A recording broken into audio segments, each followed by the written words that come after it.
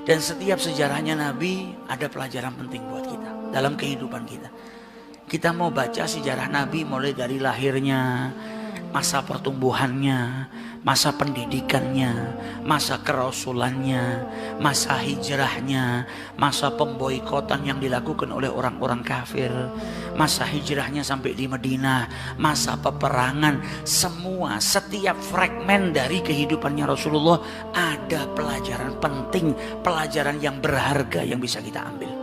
Dan semuanya akan nambah kita cinta kepada Rasulullah SAW. Apalagi kita yang orang-orang lemah, kita ini lemah. Kita ini setiap dapat bencana baru sedikit sudah seakan-akan dunia kiamat. Ngeluhnya luar biasa. Padahal Nabi kita Rasul Sallallahu Alaihi Wasallam dari mulai kecil sudah diberi ujian oleh Allah Subhanahu Wa Taala. Ujian yang berat yang mungkin kita yang hadir di sini nggak pernah mengalami ujian yang pernah dialami sama Rasulullah waktu masih kecil, bukan sudah dewasa. Kalau ujian waktu beliau dewasa jadi seorang Rasul, ujian ketika beliau berdakwah lebih berat. Ujian di masa kecilnya Rasulullah mungkin tak seorang pun kita yang ada di sini ini pernah mengalami ujian berat sebagaimana yang dialami oleh Rasulullah SAW. Kenapa diuji oleh Allah? Dipersiapkan. Allah itu nggak nguji hambanya kecuali menambahkan kekuatan pada hambanya supaya hambanya jadi orang yang lebih berkualitas, jadi orang yang lebih kuat. Dan Nabi pun dididik oleh Allah Subhanahu Wa Taala dengan sebaik-baik pendidikan. Adabani Rabbi fa ahsana ta'dib. Sebaik-baik pendidikan yang Allah berikan kepada Rasulullah SAW. Bayangkan lahir ke muka bumi ini nggak punya ayah. Insya Allah kita yang di sini semua lahir pernah ngalamin punya ayah, pernah cium tangannya ayah, pernah manggil ayah kita dengan sebutan ayah. Kita pernah dengar ayah kita manggil kita anakku, bunayya, waladi, ibni, putraku. Nabi Muhammad gak pernah dengarkan itu. Kata ulama, yatim yang paling dahsyat, penderitaan bagi seorang yatim yang paling dahsyat adalah ketika lahir ayahnya sudah gak ada. Kalau yatim setelah dia lahir dia sudah pernah dapetin ayahnya, pernah manggil ayah, atau pernah dipanggil wahai anakku, atau pernah dicium oleh ayahnya, atau pernah mencium aroma daripada ayahnya, ada kenangan. Nabi Muhammad masih di perut ibunya, ayahnya sudah meninggal. Abdullah bin Abdul Muttalib sedang melakukan perjalanan pergi ke Syam untuk berdagang. Pulang dari Syam mampir ke keluarganya. Ibunya Abdullah bin Abdul Muttalib itu orang Madinah, dari Bani Najjar. Nabi Muhammad ini punya ayah, ayahnya ibunya orang Madinah. Jadi paman-pamannya Abdullah ini ada di Madinah. Ini tertibnya Allah. Makanya Nabi Muhammad kemudian hijrah ke Madinah, kembali ke keluarga, bertempat tinggal di keluarga ayahnya di Madinah. Pulang dari Syam mampir ke Madinah, silaturahmi dengan keluarganya, dengan keluarga ibunya, paman-pamannya dari ibunya. Dan akhirnya beliau meninggal di sana. Sampailah kabar ke Mekah Mukarramah kalau Abdullah sudah meninggal. Nabi Muhammad masih di perut ibunya.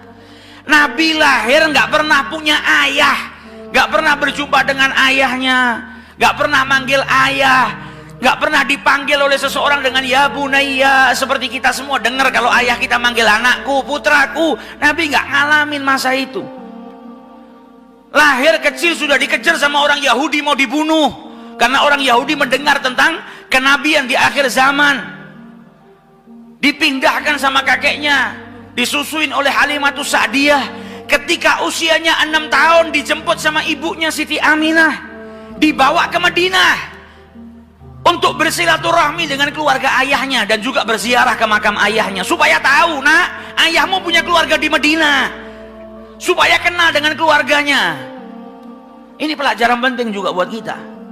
Terkadang kita punya paman, punya bibi, punya keluarga, nggak pernah kita silaturahmi.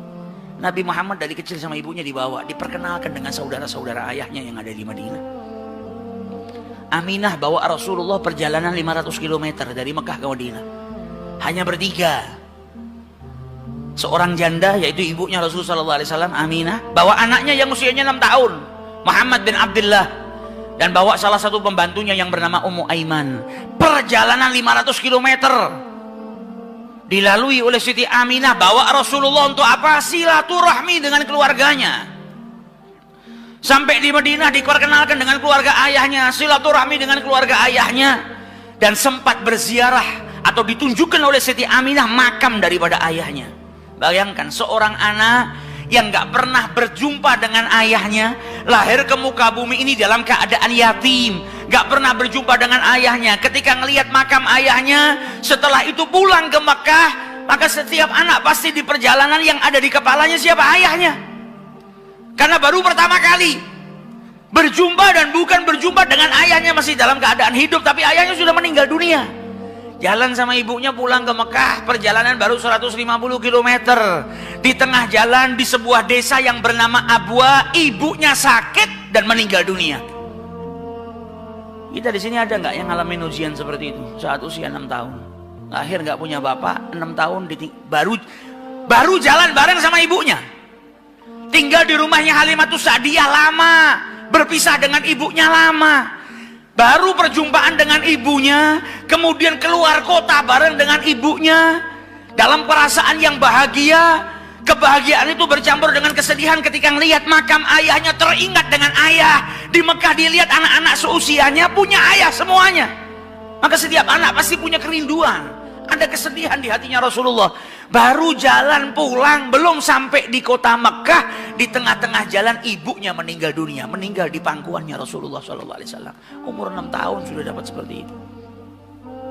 Kata Ummu Aiman, setiap aku gerakkan sebelum Aminah meninggal dunia, maka tangannya diangkat, dia mau memeluk putranya Muhammad SAW. Meninggal di pelukannya Rasulullah SAW. Dan ketika ibunya meninggal, Ummu Aiman ngelihat Rasulullah SAW sedih yang luar biasa. Beliau menangis karena di hari itu beliau berpisah dengan ibunya. Maka Ummu Aiman mengusap kepalanya Rasulullah sambil berkata, sabar wahai anakku, sabar, sabar. Didinginkan hatinya Rasulullah SAW. Maka Ummu Aiman berkata kepada Rasulullah, ya Muhammad, bantu aku untuk menggalikan kubur untuk ibumu. Anak usia 6 tahun, lahir gak ketemu dengan ayahnya. Saat itu dia berpisah dengan ibunya, dan dia harus menggalikan kubur untuk ibunya sendiri. Maka digali kubur tersebut oleh anak yang usianya masih 6 tahun. Kuburan ibunya sendiri, dia gali. Setelah digali, dimasukkan jenazah ibunya tercinta di situ.